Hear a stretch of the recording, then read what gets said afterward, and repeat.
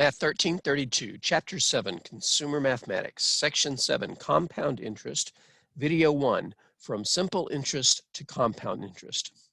Between now and the end of the video, we'll define what compound interest is, but I want to show you the motivation behind it, the thought process that took us from simple interest to compound interest. Well, let's start with the simple interest problem. Suppose you want to invest $1,000 for 2 years at a simple interest rate of 4%. What is your future value? Well, this is just like the problems from the previous videos. We're given a principal of $1,000. We're given a term or a time of 2 years. It's already in years, so we don't have to convert. And we're given an interest rate of 4%, which we'll go ahead and write as 0.04. And we're being asked to find the future value. Now, there is a formula for future value without having to pause to find the interest, but because of what's going to happen next, I do want to manually calculate the interest first. Remember that simple interest is principal times rate times time. So it's 1,000 times 2 times 0.04. And if you multiply all that out, let's see what we get. We get 80. I believe, let's double check that. 1,000 times 2 times 0.04. Yep. And if you're wondering why did I put the 2 second and the 0.04 third when clearly the rate is 4% and not 2, that was just me writing the numbers in the order that I saw them above them. When you multiply, it really doesn't matter the order you multiply them in as long as they're the correct numbers that you're multiplying. This gives us a future value of what we started with, $1,000, plus the interest earned, which was 80. So after 2 years, our $1,000 is now worth $1,080. Pretty straightforward, pretty simple, not very impressive. It only took 2 years to earn $80. But let's pretend for a second that it wasn't $1,000, but it was $1 million. Then in 2 years, that $80 would actually be $80,000. So needless to say, you can get a lot of money by investing, but you kind of have to start with a lot of money, or at least get a hold of a lot of money. But let's say you don't have a lot of money. Is there a way to manipulate this investment so that we do get more money at the end? Well, before you start your investment, you wonder if there would be any benefit to withdrawing your money after 1 year and collect the interest, then reinvest the new amount for an additional year. In other words, instead of waiting till the end of the 2 years to get your $80, what if I stopped after 1 year and said, I'm done with my investment. I will take my principal plus my interest for 1 year. And they say, all right, here's your principal and the interest that you earn. Thank you for your business. You walk out the door, immediately turn back around and say, hi, I want to invest this amount of money for a year. Will that make a difference? Because now I'd be investing more. But let's see how that would turn out if I kind of paused the investment after a year, collected the interest, and then reinvested that principal with that new interest. So for the first year, remember we're doing this for 2 years in a row. For the first year, we're going to invest $1,000 at 4% simple interest just for 1 year. The interest earned would be the principal, which is 1,000, times the rate, which is still 0.04. But during the first year, only 1 year elapses, and that would give you an interest of $40. Well, that kind of makes sense in the context of the previous example. If we get $80 in 2 years, it makes sense that in half the time we would get half the interest. That means our future value, if we pause the investment after 1 year and say, please return my principal plus the interest earned. So after 1 year, I would have $1,040.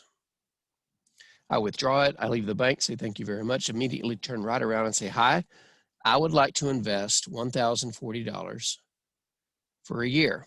Now it's the second year in the 2 year time period, but at this point, it's only that amount is only getting invested for 1 year because the first year is already elapsed when I reinvest it. But we still have 4% simple interest. Well, the interest would be $1,040, the principal, times the rate, which is still 4%, times the term. Now, even though it's the second year, the time is still 1. Why? Because after the first year, we ended the first investment, took out the money, took out the principal plus the interest, turned right around and said, hi, I'd like to invest this for 1 year. We're starting a new investment, so to speak. So what does this equal? Well, 1,040 times 4% is 4,160. Which means our future value after reinvesting, pausing the investment and then reinvesting after the first year is going to be the 1,040 that we started with at the beginning of the second year, plus the 4,160, the interest earned during that second year on not just the original principal, but the interest that I got the first year. And that's going to be $1,081.60. So did my grand plan to get more money pan out? Well, sort of. If we let the money sit there for 2 years, at the end we would get $1,080. But if we took the effort to withdraw the money after 1 year, grab the interest there, and then put that back in with the interest to start drawing more interest, then at the end we do get more money. So if we just invested the money for 2 years without interruption, the future value is $1,080. But if we withdrew the investment after 1 year, collected the interest, then reinvested the new value for another year, the future value is $1,081.60. So yeah, we got more money. But wait a minute. We got more money when we paused it and collected interest and reinvestment after 1 year. An extra $1.60 isn't anything to get too excited over. Took you another year to earn it. But it does show that pausing the investment after 1 year and adding the interest to the principal with the intention of reinvesting the new principal does produce a greater future value. Is there any way we can take advantage of this? But what if instead of pausing the investment after 1 year, we pause it twice a year? That was supposed to say pausing the investment, not pausing the interest. I fixed it. So what if instead of waiting after 1 year to collect the money and the interest, we do it twice a year, so every 6 months? Will that make a difference?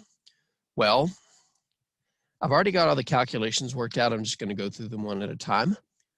But here are the results of pausing the investment every half year, every 6 months, to collect interest and reinvest. The first half year, we started with our $1,000.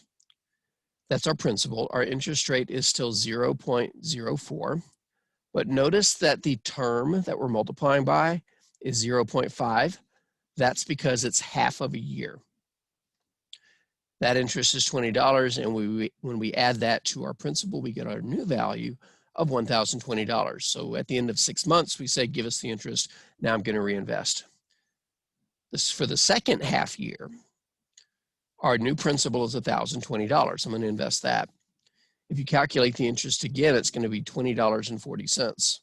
I do want to remind you that the 0.5 would be the same on each one because we're looking at half-year intervals, not a continuum from the beginning to the end. The interest after the second half year is $20.40, which was a little bit more than the interest the first half year. Bringing our new value up to $1,040.44, which is just obtained by adding what we started with in the second half year to the interest that we earned. And if we repeat this in the third half year, we start with the principal of $1,040.40. Our interest is $20.81. Notice the interest keeps getting higher. And our new value is $1,061.21. Then completing the fourth half year, because remember, it's still a 2-year investment, our principal is now $1,061.21, which yields an interest of $21.22. And the new value after adding the interest to the new principal is $1,082.43. So is it more? Well, yeah, because over here it went from $1,080 when we just let it sit to $1,081.60 when we paused halfway in between to get interest. And now if we if we calculated interest every half year, our future value ends up being a little bit greater, $1,082.43. Time to define something. Recall that simple interest is when interest is calculated once and added to the principal once to determine a future value. But when interest is calculated at regular intervals during a loan or investment, that is called compound interest. It's what some people say your interest is drawing interest. That's what happens every time you have a compounding period. You get a little bit more money based on the interest. You pile it into the principal to make a larger principal. And as a consequence, the next time period, it creates a larger amount of interest, which we notice back here because the interest was 20. Let's highlight these. The interest was 20, and then it went up to $20.40, and then up to $20.81, and then up to $21.22. That's because our principal was getting larger each term, each period, because we were adding the interest to it. Here's a summary of the previous examples, along with future values if interest is compounded more frequently. Because after all, if pausing to get interest once a year pays a little bit more than not doing that, and pausing to get interest twice a year pays even more, I wonder if more frequency increases the future value in the long run. Well, here's a summary. If interest is calculated and added once at the end of 2 years, so just simple interest, our future value was $1,080. But if we stopped at the end of 1 year, we got a little bit more, $1,081.60. When we did it for twice per year, the one we just did, we got a little bit more, $1,082.43. I'm sparing you the details, but if we did this monthly 12 times a year, at the end of each month, we get interest added on.